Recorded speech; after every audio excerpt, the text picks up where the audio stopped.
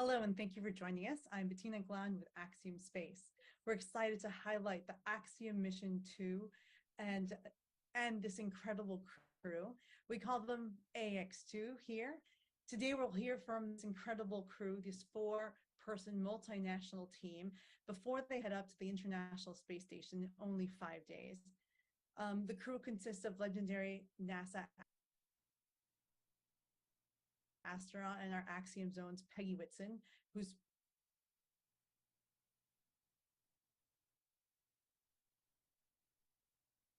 serving as the commander of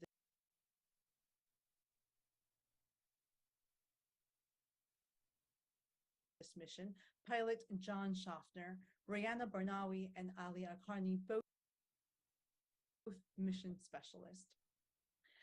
In a moment, we will hear from them with opening remarks. But before we begin, let me tell you about the incredible things that this crew will be doing and some great firsts. It'll be the first private mission with both private individuals and astronauts sponsored by a foreign government. It will be the first private mission with a female commander. It'll be the first time that Saudi astronauts visit the International Space Station, including the first Saudi woman, Rayana Barnawi. During this Ax-2 crew mission to the International Space Station, they will conduct over 20 different experiments, have tons of outreach opportunities to engage with students around the world, and be part of a pivotal step for Axiom Space as they build Axiom Station and build history, not only in space, but for humans here on Earth. Following the remarks for the astronauts, we'll open it up to questions for the members of the press. We ask reporters to please submit their questions in the chat, and please let me know who they're directing the question to. So in that process, as reporters submit their questions, we also have some that have been submitted previously, and we'll try to get to as many as possible. But now let's hear from this incredible crew as they prepare for this mission and let us know what they've been doing during their time in quarantine. First up, Commander Peggy Whitson. We are so excited to have you guys join us today, 5 days from launch. And let me tell you, we are a little excited about this and the fact that we are going to space shortly, fingers crossed, for everything to go well in the process. But in the week and a half that we've been here, we've been training a lot, just refreshers, reviewing procedures again, reviewing timelines. And so we really feel like we're prepared to go. We have a few more objectives to meet in the next few days, but we are so excited to get to space. As Bettina mentioned, we're going to be doing over 20 different investigations. I'm really personally excited about some of the life sciences and the bioengineering ones in particular, but we have a lot of outreach where we're talking to students. We really want to encourage students to do science, technology, engineering, and math. And so we have a lot of objectives to try and demonstrate things, show young people things, and John's got even more big plan for how he's going to impact the young people in the future. So we have great plans, and we are getting everything lined up, hashing through all the details so that we will be as prepared as possible when we arrive at the station. This crew, I'm really happy that you're going to get to meet them in person because they are such a phenomenal group of people. So next up, pilot John Schaffner. Thank you, Peggy. You know, to say I'm excited to be here would be a gross understatement. It's a huge opportunity. I'm very privileged to be with Peggy, Rayana, and Ali on this fabulous mission, Ax-2. I feel like I've been preparing this my entire life. I've been a fan of space since I was a child. I grew up in the age of the early space race. So getting here now and having a chance to fulfill that excitement is very, very powerful to me. And it gives me a chance to demonstrate what I believe is the opportunity of space for everyone by showing what can be done by private and commercial space interests, supporting the role of Axiom Space to develop the next level space station and to develop the methodology using assets of NASA and SpaceX and commercial space to help do that. So I'm truly excited to have the chance to get on orbit, participate in a lot of high level and very valuable science, and also to reach out to students as well as educators to demonstrate and show them that space is here now. We can utilize that for interest to raise the levels of humanity, to help improve life on Earth and improve the things that we do every day, as well as prepare us for that generational journey that we're about to step off into for space flight forever. So it's going to be a great mission, and I look forward to participating, and I hope you'll follow us. Up next is Ali Alkan. Hello, everyone. I'm going to echo my friends and say we are really honored and privileged to have you guys and to be part of this amazing mission. And it's going to be our second journey as Saudi Arabians to space, and first time to the International Space Station, me and my crewmate, Rayana Bernawi. We are really thrilled and excited for our mission and to represent Saudi Arabia on this journey. I'm really looking forward to all the experiments we're going to be conducting on board the International Space Station, also all the outreach events we are planning to do with the new generation who's going to be involving in the STEM field, inshallah, in the future. Sorry. And previously, I've been flying, I had a career flying fighter jets for the Royal Saudi Air Force, accumulating over 2,300 flying hours. And now I'm ready and excited for this new chapter of my life, and which clearly gonna change many perspectives, including mine and others. And now to Ray. Hello, everyone. Well, I'm at least as excited as my crewmates here today.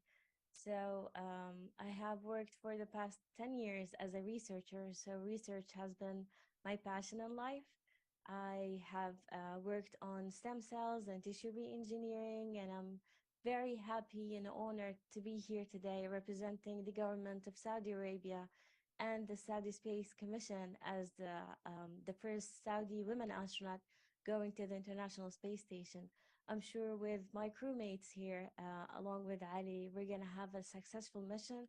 We have plenty of research to do on board station, and we're very excited for the part that we'll be engaging with kids from all over Saudi Arabia and all over the world, talking about our experiments, talking about space, and having them trigger their curiosity towards space. And this is what we are here to do. So I'm sure that we're gonna enjoy this mission. We're almost 5 days away, so our excitement is above the limits.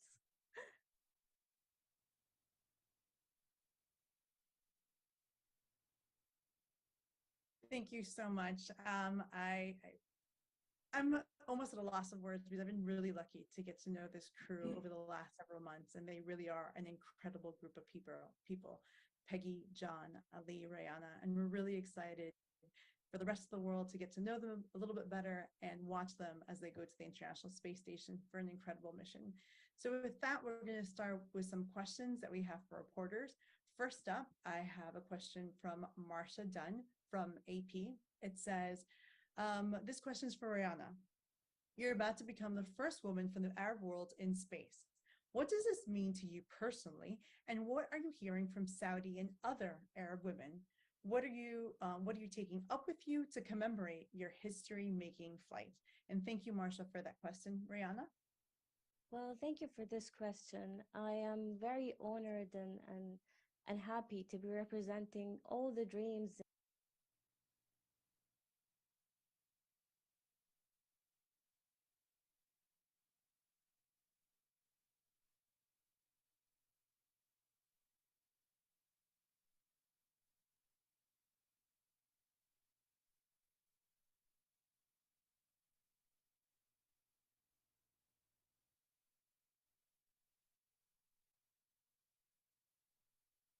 and all the hopes of all the people in Saudi Arabia and all the women back home in the region. This is a great opportunity for me to represent the country, to represent their dreams. I am here only because of the support of the government, because of the support of the international collaboration between us and Axiom, SpaceX, and NASA. This is a dream come true for everyone, and I'm very happy and to be representing that amount of joy and happiness. Thank you. Thank you, Rihanna. Next question we're going to take from Robert Perlman. Robert asks, for all 4 crew members, what personal mementos are you each taking to space? And specifically for Ali and Rihanna, what commemorative or cultural items have you brought with you to represent Saudi Arabia in space?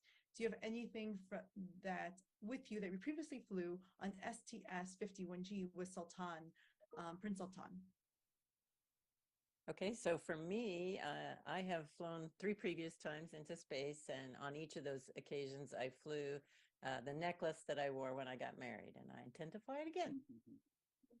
Oops, you got yours, John. Well, you know, when you get a chance to take something to space, it can be a very long list, but but space is limited in space. So one item in particular that keeps coming to mind, when I was 8 years old, I built a model of the Gemini spacecraft, and it had little astronauts in it that could come out, and I happen to still have one from 1963. So one of the little guys, probably Ed White, I imagine, is going with me to space again.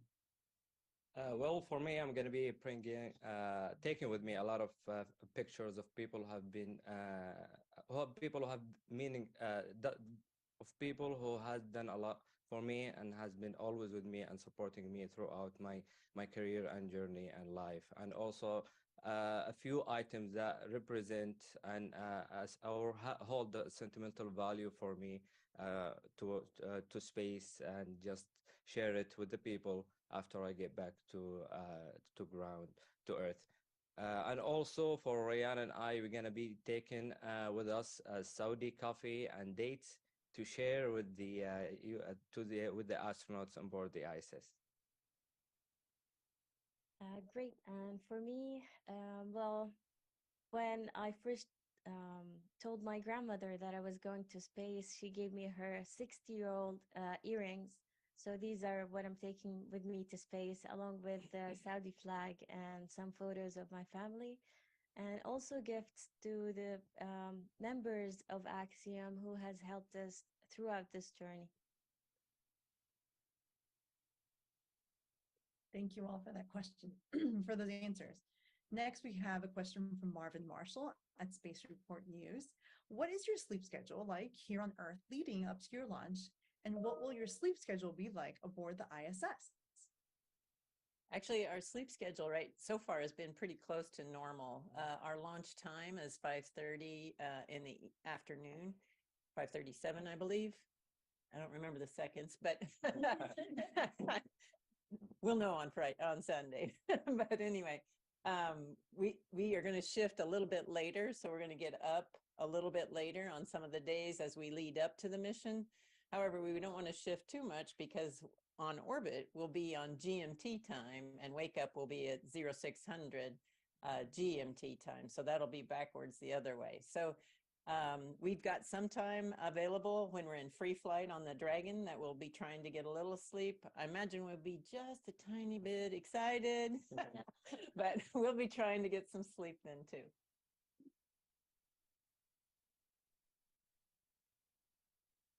Thank you so much. Next question, we're from Brendan Bryan for Peggy. What have you shared with the crew about your spaceflight experience? And what are some must-do things once in orbit? I have shared a long list of what we're going to do, what we're not going to do, how we're going to do things, you know, the whys behind all of those, because there's so many lessons learned after being up in space for, 665 days. I've got 1 or 2 lessons I've maybe learned the hard way. And I'm trying to save them some time, because our mission is relatively short. So we want to make sure we get the most out of every one of those days. Great. And I know that I'm excited that, Peggy, you'll be going up to space, and you'll be expanding on your time as the American with the most time in space. So I'm sure you have lots of great stories to share to this crew. Next question comes from Sophie Sanchez for Cosmic Chicago. This question's for John. John, how has your experience in motorsports, working with a team while you operate a vehicle, contributed to your experience training to travel to space? Any skill or motorsports related lessons specifically you found yourself relying on while training for the AX2 mission?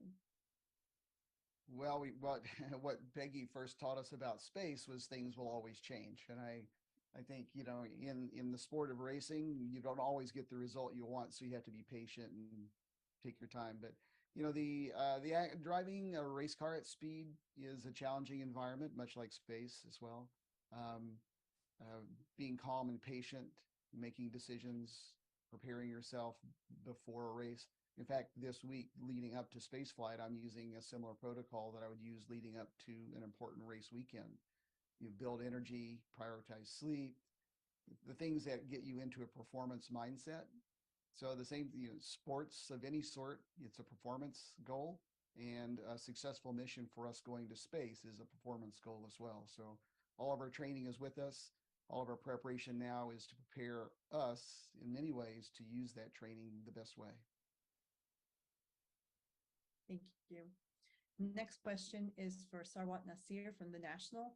For Ali Akarni and Rayana Bernawi, what do you think about three Arabs being on the space station together at the same time, seeing as you'll be joining UAE's Sultan Al Nayadi, and what kind of message do you think this will send across the Arab world? I think it is a great opportunity that the three of us are going to be aboard the International Space Station, and that will hold a big message that we're going to be sending out to inspire people. And that means for us as the Arab world, we are holding hands, we are working together for the betterment of humanity, and just try to innovate and excel in innovation and make sure we send the right message and people are excited and inspired about our mission. Yes, true.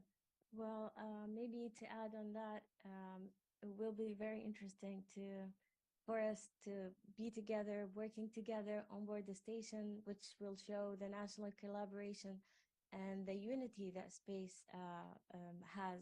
And this actually creates that culture of international presence in the International Space Station. It really is a great time in highlighting the expansion of space, and Axiom Space it did enable that flight with UAE. So we're really excited about the role Axiom Space has done to expand the opportunities for more nations to be international space explorers. Next question comes from Irene Klotz. Irene's question is for Peggy. As someone who has been in the ISS since the beginning, what do you think has been the most challenging part of maintaining the program, and what do you hope will be its most meaningful legacy? Well, the meaningful legacy part's pretty straightforward. The international cooperation is going to be the legacy of the ISS. And I'm very proud to have been a part of all of that. I think some of the most challenging parts of the ISS actually were probably in the early stages as we were building piece parts in all different countries and combining them in space for the first time in some cases, most cases, and actually having this engineering marvel work was pretty amazing to me. And but there were challenges at times. The comm systems were a little glitchy at first, and you get warning messages on one end of the station and not on the other, and things. But all of that got worked out over the years, and but all along the way, all the folks in all the countries on the ground have worked together to make everything as seamless as possible for the crew on board, which is why I think, the legacy is that international cooperation, because we have this very much integrated space culture when we're up there, because we're supported from people all over the world. Wonderful. Next question, Manuel Manzanati from Exploración Espacial. This is for Brianna, but for all. I can imagine the expectation in Saudi Arabia to have two astronauts in orbit at the same time. Could you please provide specific activities that you'll be doing with students in Saudi Arabia? Will you be doing specific experiments? Well, on that topic, we are actually conducting at least 20 experiments 14 of which are led by Saudi scientists. And at the same time, these experiments range from human physiology, technology, cell biology, and most importantly, as you said, is the outreach. So one of the goals for this mission, at least for me and Ali and John and Peggy, is to do these outreach events for the kids and try to elaborate on the fact that we are here as STEM educators. So for the kids to be attached to math and science and technology, to know that they can do more and they can trust themselves is actually one of the goals of this mission. I think all of us will enjoy that part of the mission when we are interacting with them and playing with them, showing them moves and talking to them in a live feed. So these are one of the goals of this mission. Maybe you should tell them about the experiments you're going to do with the students directly. All right. So specifically, we're going to be doing 3 educational and awareness experiments with the kids, and it's going to be a live event, which is going to be amazing for them because it's going to be a huge opportunity to compare the results that they had in the ground with the one we are going to have aboard the ISS. So we're going to be doing as simple as a space kite and see the difference or the effect of microgravity on the aerodynamics of the space kite in space, and they could compare the results with the ones they have on Earth. And also we're gonna be doing heat transfer experiment as well in the same goals, and just the idea of attracting talents and increase their interest in the STEM fields. Wonderful. This question is from Gina Treadgold. Peggy, how has previous experiences streamlined training for the Ax-2 mission? Actually, that's a great question because we did have to change a lot of the training. We learned some lessons from Ax-1, but also, you know, recognizing that we need to go back to more of a short duration training style, more like we trained for on shuttle flights back in the day. And so I've tried to optimize our training flow to be much more short duration focused, focusing on the areas that we need the most experience with. Because as a long duration flyer, you're trained for everything that might happen, but you're not really maybe trained up to the same level that we are trying to be trained up to for each individual thing we know is going to happen in a short duration flight. So we've changed that focus of the training, which is, I think, really made this crew so much more ready this time around. And I'm sure we'll continue to change our training programs as we learn more and figure out how to optimize that. Axiom Space, you know, has this Axiom 2 mission is just a precursor for where we're headed to. We want to be able to have a commercial space station. We plan to have the first module up in late 2025, and that will expand our capability to do commercial space and to have more and more people available, have more and more different science and payloads coming from all over the world. And so we are using these missions to learn how to optimize for that future mission in space. Thank you, Peggy. This next question is for John. John, this is from Richard Trudeau. It says, you were involved as backup for Ax-1 and now are finally headed up.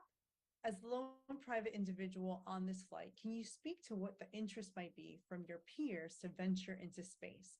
What's holding them back? And was there anything you were nervous about before making this commitment? John? Well, I'll answer those in reverse order. I had, zero nervousness about joining this mission. The moment that actually my wife spotted it first in a news feed 3 years ago, and I could not get a hold of Axiom fast enough, in large part because, I've always held an interest in space.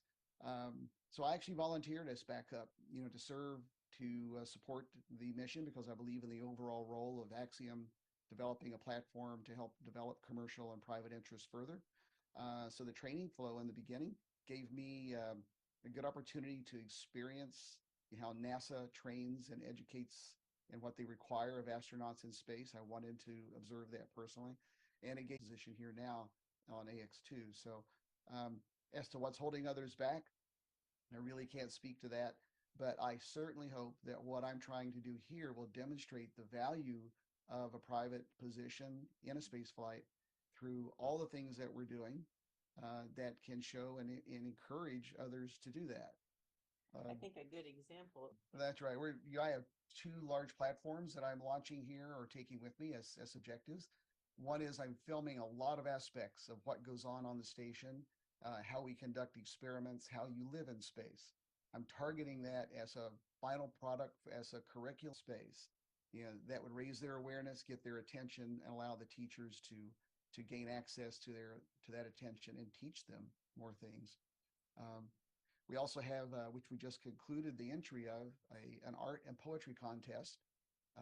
We had over 900 entries of dramatic art and poetry from kids 8 to 14, maybe 8 to 18 actually, in 3 age groups from 26 countries.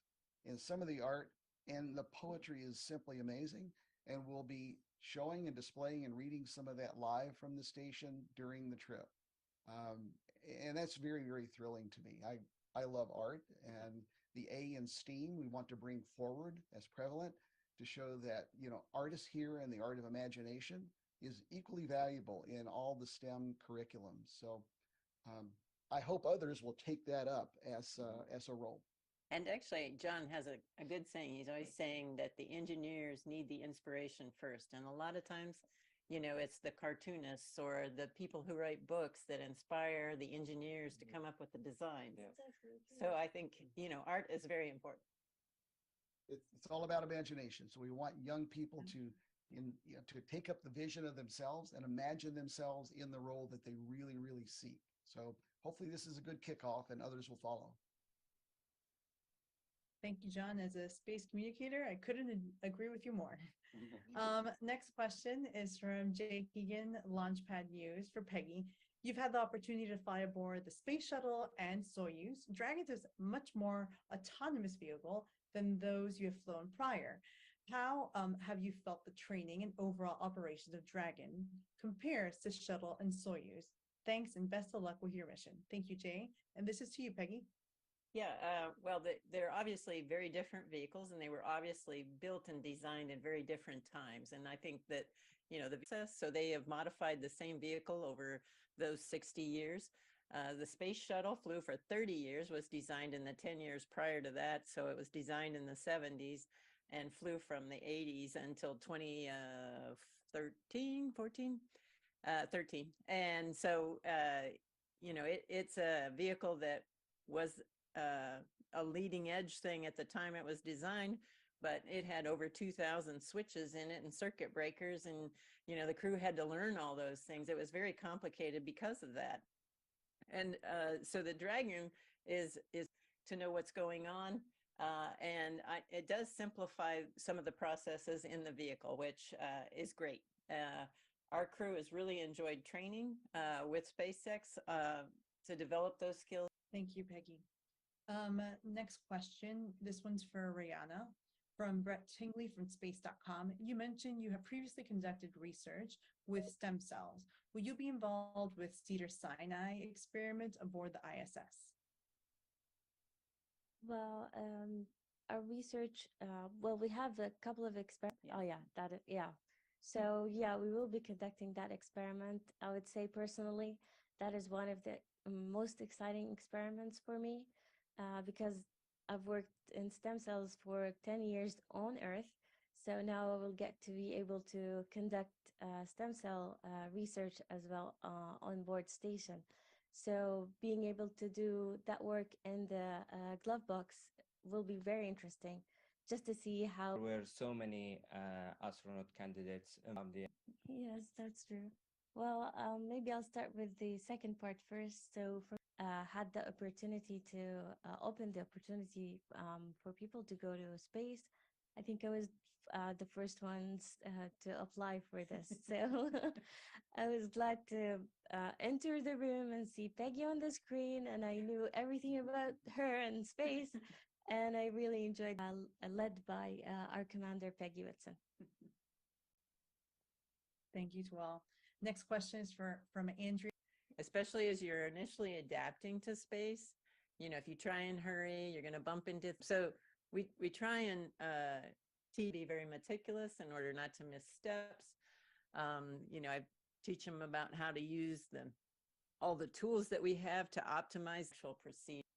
I think it became serious when I wanted to do this, but I was a farm kid and I didn't really know that that would ever be anything realistic for me. But it was always part of.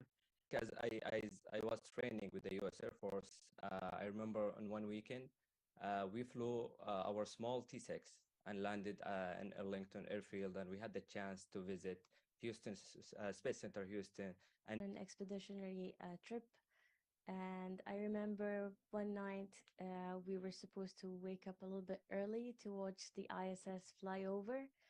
To me, that was the moment that made me realize why I'm here and why I am representing those dreams. Space is um, full of exploration, and it's I would say it's a dream that developed with me along this journey, and I'm very happy to be going to space now and to that International Space Station in 5 days. Who can imagine? Yeah. Wonderful. Thank you so much.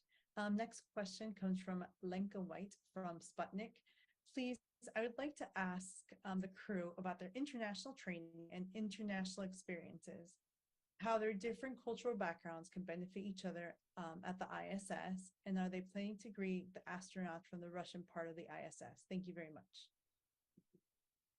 Well, absolutely. We're planning to enjoy the entire crew while we're there. I think that's the amazing part about the International Space Station is once you're there, you're a team of one, and you know, us integrating in for a shorter duration mission, but it's one of our main objectives is to integrate well with the crew that's on board, and that includes the Russian cosmonauts. I haven't met any of these Russian cosmonauts personally, except briefly. Had dinner with Andrei before the flight, and his crew, Steve and Woody. And so we had the opportunity to meet with them in advance. So we're looking forward to meeting the other cosmonauts. We've looked at their pictures and studied them, and we recognize that they ended up being, they weren't supposed to be there because, they were supposed to come home in February. So we're looking forward to meeting them for the first time when we arrive on Space Station. Wonderful. Eduardo Giamarino from Space Voyaging. My question's for Peggy. You've already flown on Space Shuttle and Soyuz. How has it been back in training in a new spacecraft, especially one like SpaceX Crew Dragon? Is there something specific in that you found really interesting or different? And what about the spacesuit? So obviously the training is pretty different. There's a lot of the stuff is the same, but the specifics about what I enjoy the most on SpaceX Dragon is the integration of the procedures and the data together. That it makes it so much easier for the operator to keep track of things and monitor what's happening and the relevant data for any instance, whether it's nominal or off nominal. And it really is helpful for the crew. So I've enjoyed learning about it. It has been, it's obviously a different spacecraft. So that's been one of the biggest challenges for me is learning this particular spacecraft. But I've really enjoyed it. And, luckily John and I had the opportunity to work together as the backup crew on the first mission. So we really feel very prepared for this mission and looking forward to it very much. Thank you. This question's for Rihanna from Marsha Dunn. Rihanna, what are you hearing from Saudi and other Arab women about your upcoming flight? And what does your grandmother think about you flying in space?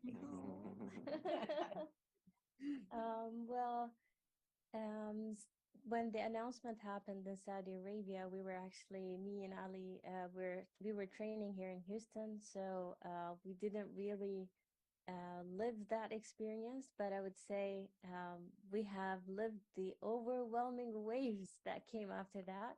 Everyone was super excited for this mission, for them seeing people from their own region going to the space station with the great Commander Peggy and international partners is a great thing for them. Just being able to understand that this is possible, and if me and Ali can do it, then they can do it too.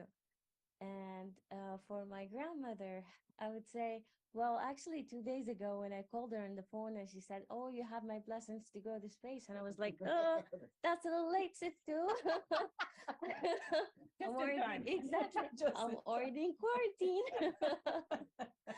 Well, she's very happy. I wish she was here just to see the launch, but I know that she'll enjoy it from Saudi Arabia. Great. I think all of us have always enjoyed hearing stories about your grandmother. So thank you for sharing. This question from Lucy from AFP. This question's for Peggy. What will your interaction with the ISS crew look like? How much will you rely on astronauts on board, and what has changed compared to AX-1? Some astronauts after the first Axiom mission said that they did take care of the visitors. Yeah, so as I mentioned before, we've changed a lot of the training to emphasize those things that we need to be working on. Of course, I anticipate the ISS crew would help us anytime they need. My time is actually a lot less constrained than Mike LA's time was on the first mission. So I'll be available to help the crew members a lot more as they need assistance, which will primarily just be the first day or two, because once they get their space legs under them, I know these guys are going to be extremely competent, and I'm really looking forward to watching them perform. But I have no questions or concerns about either the integration of our crew or their capabilities. I think we are ready to go, and I think we will show you in a week or so about how good we are. Great. This question is for all four crew members. Is there any specific experiments or outreach event you're looking forward to the most? And if so, why? And this is from the Launchpad.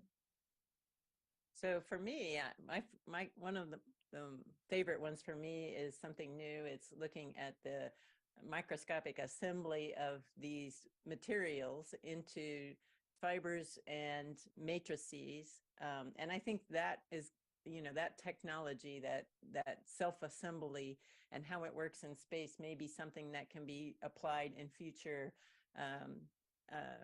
commercial aspects aboard the space station, or hopefully Axiom space station in the future. So I'm really looking forward to the development of those aspects of the mission. Another experiment that I'm also working on, you started me on experiments, so here we go, is cancer in low Earth orbit.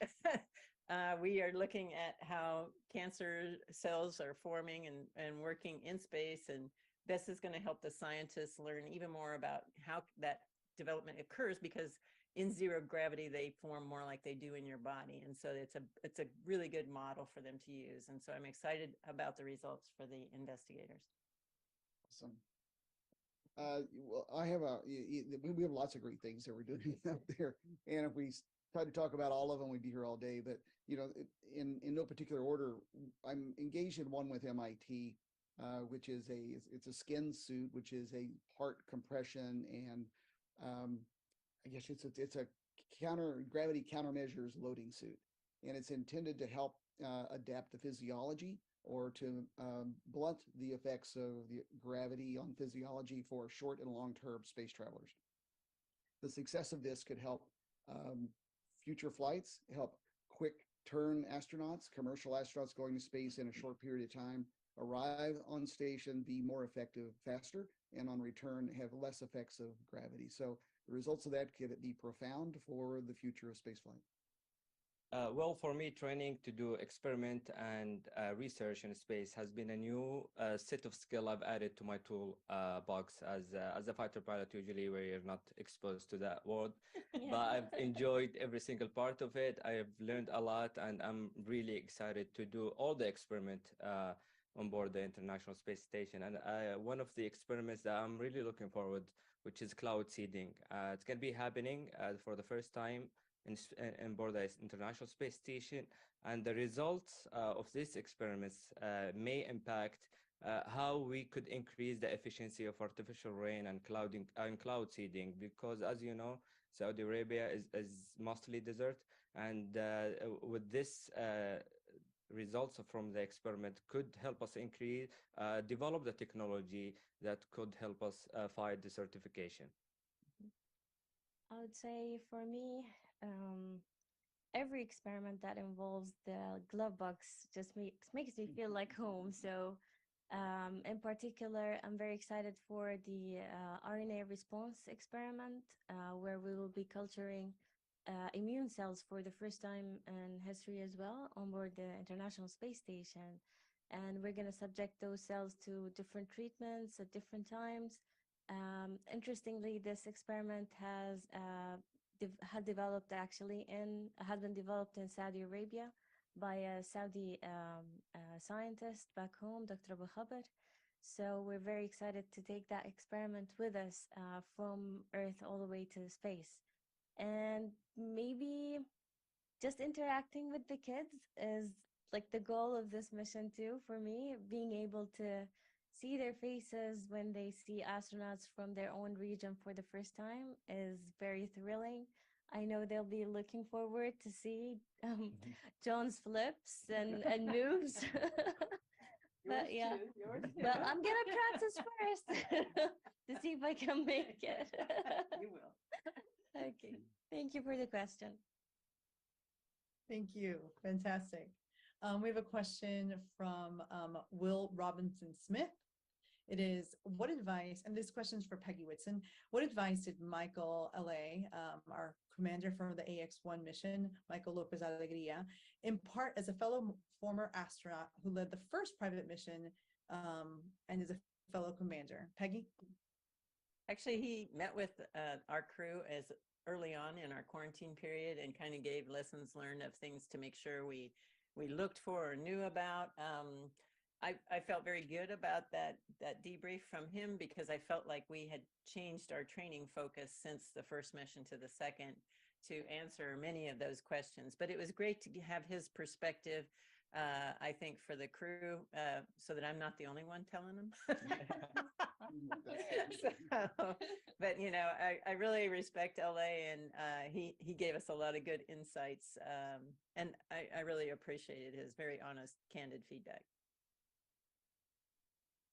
Thank you. Question from Gia Sinceri.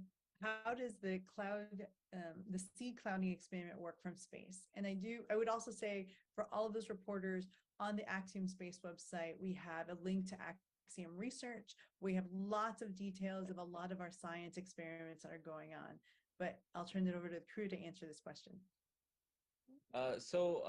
Basically, we're gonna do it in a confined environment. So it's gonna be inside a box, and we're gonna be mixing moist air with some crystals to just to see the trial and see the results, what could happen. And actually, if we can maybe add some extra things in the future that could help us increase the efficiency of cloud seeding to more than 50%, which is right now it's around 15 to 20% success rate on Earth, and we are really looking to increase the percentage in the future.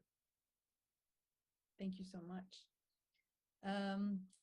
We're coming to our end of time here, so I'm trying to get through as many questions as possible.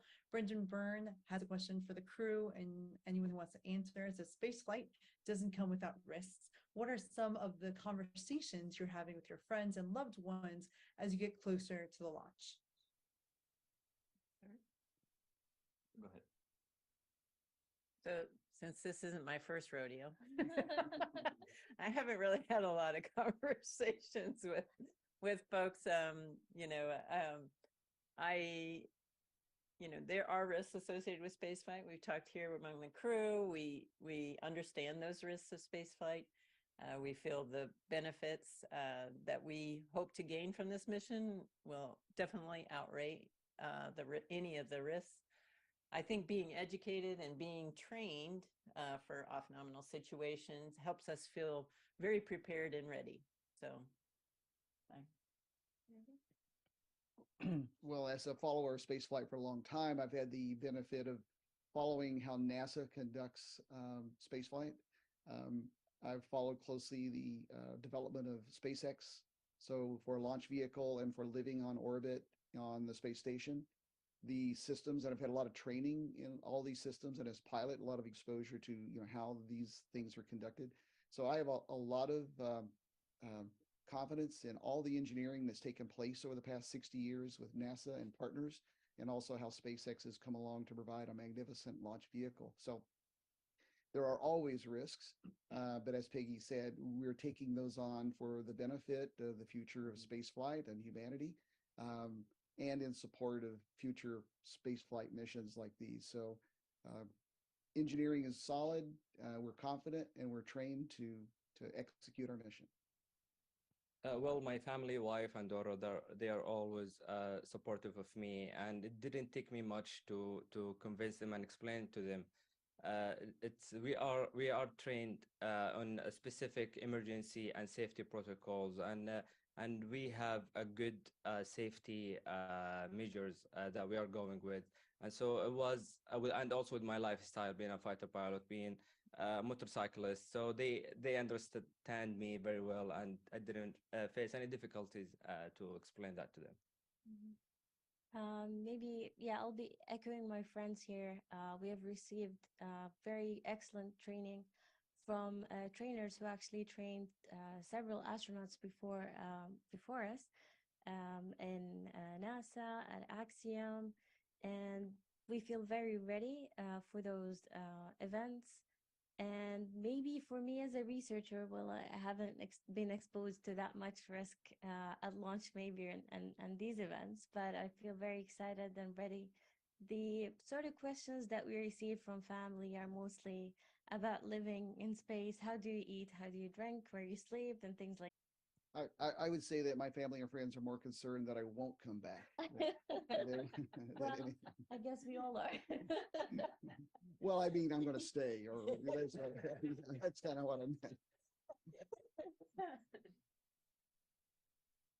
I know this is a dream come true for lots of people. We're all really excited for you all. Oh, the list is so long. You have so many people that help contribute to any space flight, and it's literally, and we, as we went through the training, I think these guys trainers, we see all, we've met, managers of programs that are hopeful for our success and, supportive of our success. And then of course we have the whole Axiom team that is, supporting us, on a daily basis, getting us ready and prepared and making sure we have all the necessary training materials we need. And so that we're set to go for this mission. And so it literally is thousands and thousands of people, and they're all over. Very wonderful. I'm going to try to squeeze in two questions quickly for Rihanna. This question's from Fafia Hamza.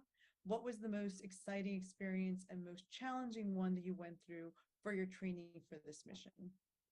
When we went on our expeditionary and leadership program, the first thing we did was carrying that 45-pound backpack, and it was super heavy that I thought that I'm not gonna make it ever in this program. But then here we are. First meaningful moment for me was when one day I was out. Have a great day. Thank you guys. Thank you.